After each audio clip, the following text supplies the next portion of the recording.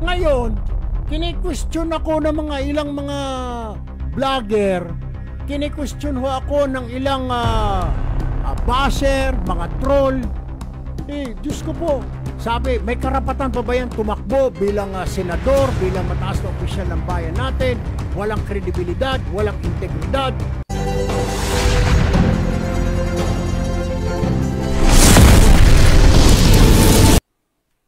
Kung pagiging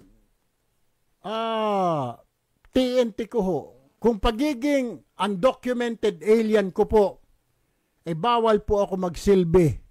Bawal na po ako magtrabaho sa ating bayan, na ginawa ko lang naman ho yun para mapakain yung mga anak ko, para maitawid yung mga anak ko sa paghihirap. Kung kasalanan ho yun sa tingin ho ninyo, then guilty po ako. Pero ito lang ho masasabi ko, wala po akong nilabag na batas dito sa ating bayan, wala po akong nilokong tao ni isang Pilipino. Maging sa Amerika nung nandoon po ako, wala po akong inistapa, wala po akong iniskam ng mga Pilipino, maging ng mga Amerikano. Wala po akong niloko. Yung nire-remit ko ho na pera dito ay galing po sa pagod at pawis ko, by Aljo. Iyan ho ang totoo. Kaya hindi po ako nahihiya. Bakit mo tinago for 20 years? Hindi po ipinangangalandakan ng mga mga undocumented alien, ng mga TNT. Pero hindi ko rin ikinahihiya, by Aljo, na once upon a time, nag-TNT ako. Na once upon a time, illegal alien ako. Once upon a time, nagtrabaho ako na undocumented. Iyon no. Yung ibang mga kababayan ho natin, karamihan ho si mga nakaka-relate. Hanggang ngayon, marami po tayong mga kababayan tayo na nag-OFW na walang papel. Na tumatakbo sa Amerika. Mabuti nga ho kayo ngayon, swerte na. Meron na po marami ng bansa na pagpipilian, hindi lang Amerika. Meron po pupunta ng Dubai, pupunta ng Thailand, ng Singapore, ng Hong Kong. Tapos hinaharang dyan sa immigration. Pag tingin ng immigration officer, dududa sila na magta-TNT lang. Minsan hindi ko nasisisi yun, Bayaljo. Pumupunta lang yung mga yun para kumita, maghanap buhay. Hindi yung magwawalang hiya sa bansa na yun. Hindi ho sila magdadala ng kahihiyan sa bansa na yon. Pupunta ho sila doon para magtrabaho, para mapakain ang anak nila. I can relate, by Aljo, kasi isa ako na ganon. Na undocumented OFW. Kaya nga naintindihan ko ho yun. Yung mga pinapauwi, yung mga nahuhuli doon, pinapauwi. I feel them, I can feel them. Yung kanilang lungkot, sama na loob, wala ng trabaho. Yun lang ho yun. Sasabihin nyo, walang credibility na itong tao na ito, wala ng integridad. Paano ho magiging walang integridad? So, kung ang isang dating TNT, isang dating nagtrabaho na walang papel sa abroad, ay pag umuwi dito, wala na pong integridad, hindi na po siya pwede magsilbi sa bayan. You tell me. Bawal na ba yun? Hindi ka na pwede magsilbi? Wala naman ako nilabag na batas doon. Ibig sabihin, hindi po ako nag-scam ng mga Pilipino-Amerikano. Hindi po ako nagnakaw doon. Hindi pa ako nagnakaw sa gobyerno ng Amerika. Ang ginawa ko lang po ay magtrabaho. Lalong wala po akong kaso rito. Wala po akong kaso ni isa dito sa panloloko, pagnanakaw. Wala po. Wala po akong in-scam na Pilipino. At ikaw ay Pilipino. Exactly. Pagkatapos sasabihin, nanluloko. Ano niloko?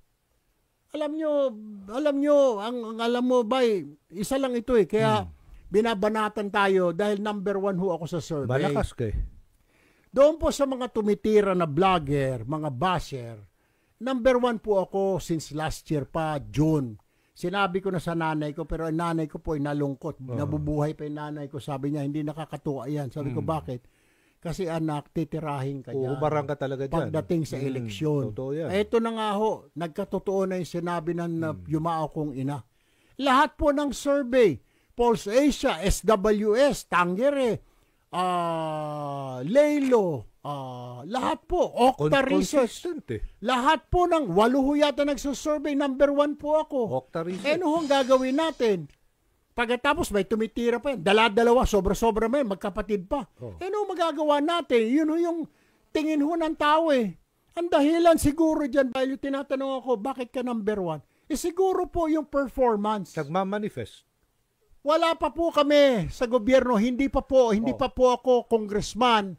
Si Rapi ay hindi pa rin senador. Tumutulong na po kami. Yun. Na ikukumpara po kami sa ilang mga opisyal politiko ng mga kababayan natin. Lumapit po kami kay ganun, sir. Wala pong binigay. Ang binigay, pampalibing, nagbigay lang po ng 100. Yun. Lumapit po kami kay ganun. Ang binigay po ay 50 pesos, pampalibing.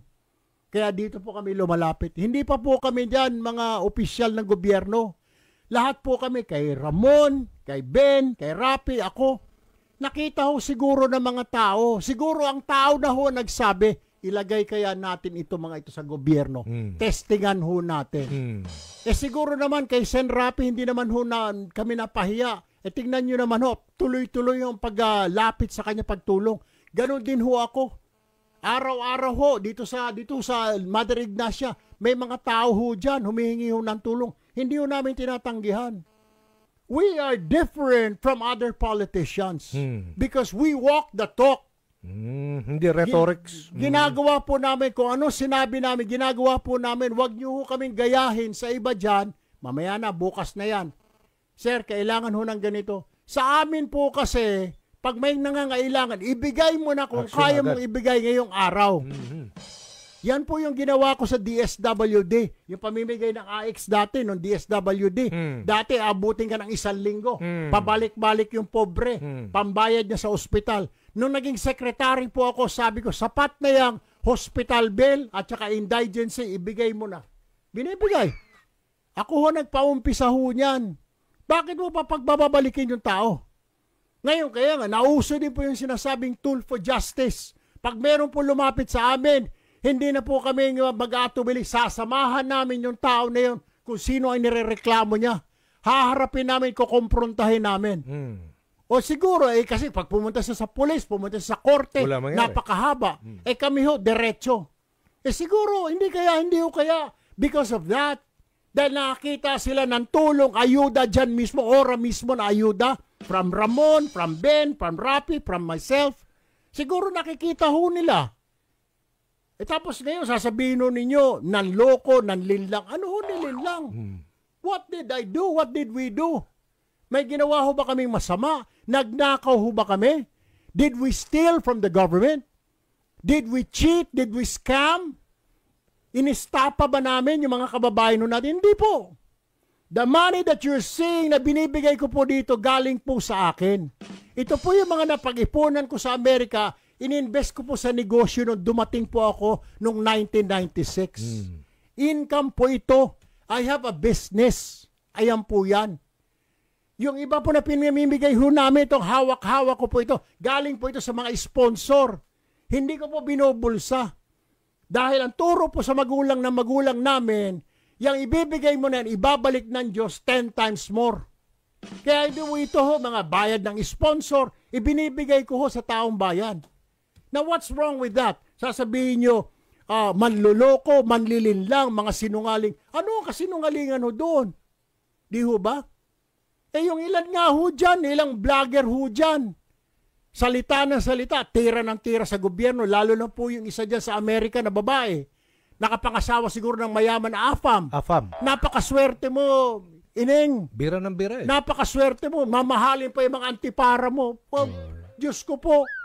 Dapat magpasalamat ka na sa Panginoon Diyos na mayaman ang AFAM mo. Hindi ka kailangang magbanat ng buto. Daldal ka ng daldal, comment ka ng comment, mga pulburonic, mga ahas na puti. Why don't you come home? Tama. Why don't you come home and help this country? Tama. Kung talagang may malasakit ka sa bayan mo, umuwi ka rito, ibenta mo or i-donate mo yung kayamanan mo na galing sa AFAM mo na Amerikano, ibigay mo sa mga mahihirap dito. Kasi nagko-complain ka eh. Diba? Bakit hindi ka umuwi dito? And then you do the fight, you do the battle. Ay, hindi niya magawa yan. Takot yan sa Pilipinas pag gumawa na kung ano. Kasi comment siya ng comment. Or ma'am, sa Amerika siya. Baka po pwede ma'am sa 2020, ikaw kaya tumakbo na pagkapangulo. Ikaw na lang kaya. You run as President po of the Republic. Okay, Speaker. Or yung isa yung or Corneg, gusto niyo ho tumakbo kay Senador or Congressman, kayo ho mag-Speaker. Yung isa naman ho dyan na dating TV personality sa Davao na may kasong istapa.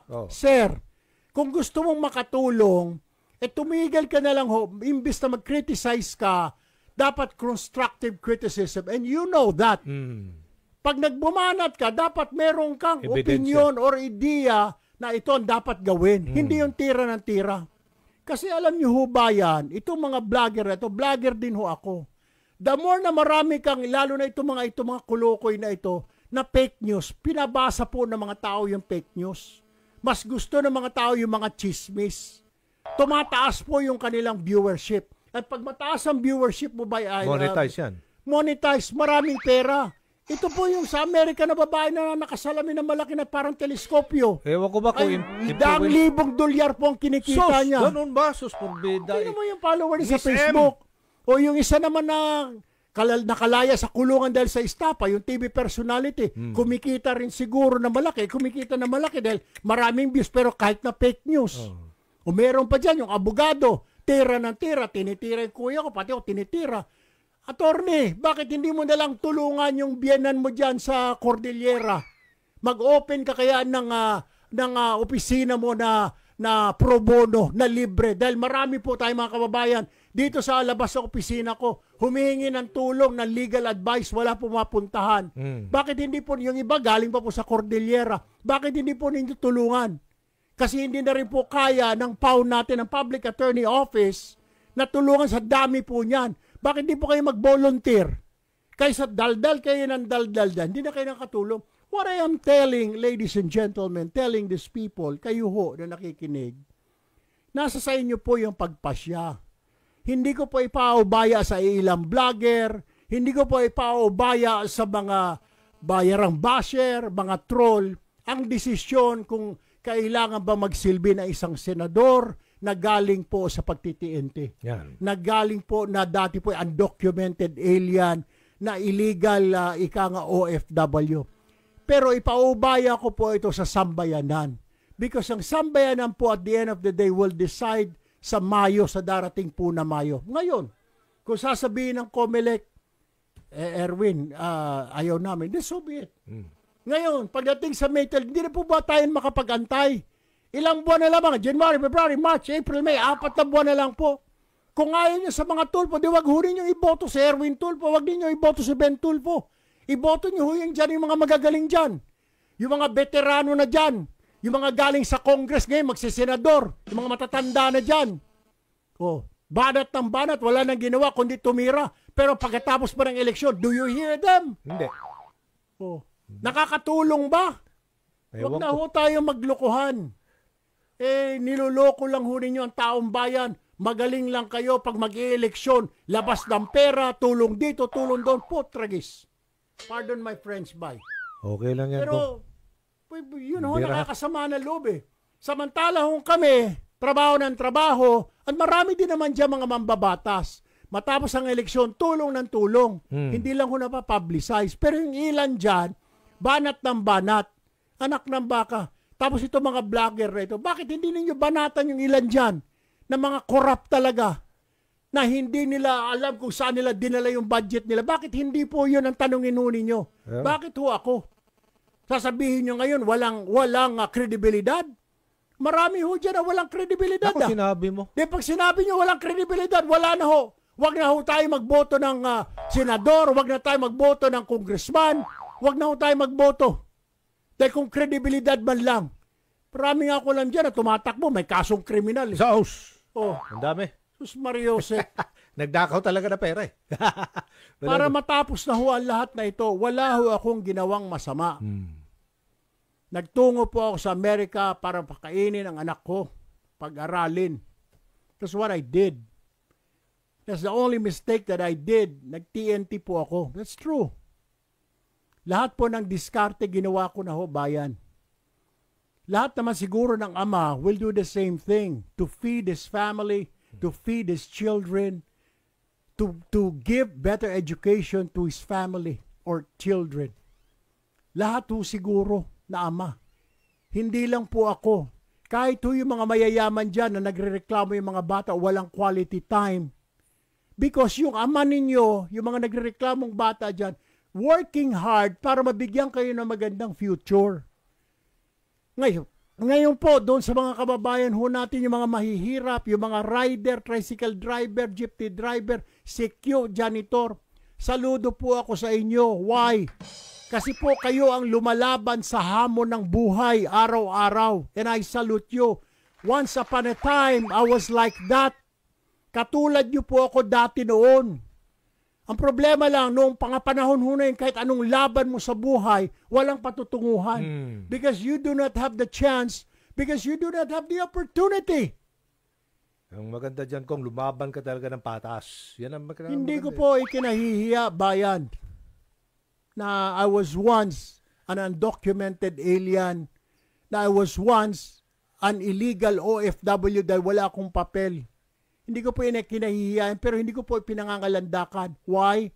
Hindi ko po kinahihiya because yung pinakain ko po sa mga anak ko, hindi ko po ninakaw, hindi ko po iniskam, hindi ko po, wala po akong kaso sa Amerika, wala po nagkaso sa akin. Dito, wala rin po akong kaso. Mga kababayan natin, hindi ko rin po niloko. As a matter of fact, tinutulungan ko pa po. And why is that na ngayon? Walang kredibilidad, walang karapatan magsilbi. Why? Isa lang po akong Pilipino. I'm an ordinary guy. Gusto ko lang po makatulong. Gusto lang po namin makatulong. Gusto ko po, kailangan po kapit sa patalim. I have to survive. I have to take care of my two kids and my girlfriend, my wife before. That's why pumunta ako. Kung may pera ho ako, I wouldn't have gone. I wouldn't have left. Kahit sino po yan, mga OFW na yan, kung may pera ho yan, aalis ba? Hindi. The point is, may dahilan po kaya umaalis yung tao Lahat ho may dahilan Kung mayaman ho yung mga yan, aalis ba yan? Hindi ho sila aalis. Yun ang masama ba Sasabihin, panluloko. Anong panluloko? Yung pinakain ko sa mga anak ko, pinag-aral ko, galing po sa pawis ko. I work hard. I work 12 hours, 16 hours a day for 10 years. And now you tell me na manluloko ako? Na niloloko ko ang taong bayan. Why? Wala po ako niloko. And I am proud to say na yes, nag-TNT po ako. Gumawa po ako ng diskarte para mabuhay ko po yung mga anak ko. Hindi lang po ako. There are millions of Filipinos in the US na they started like that. Ang difference lang po namin, sila nagpaiwan na doon, nagkaroon na po sila ng papel. Ako po wala. That's the reason, ganun lang ho kasimple yun.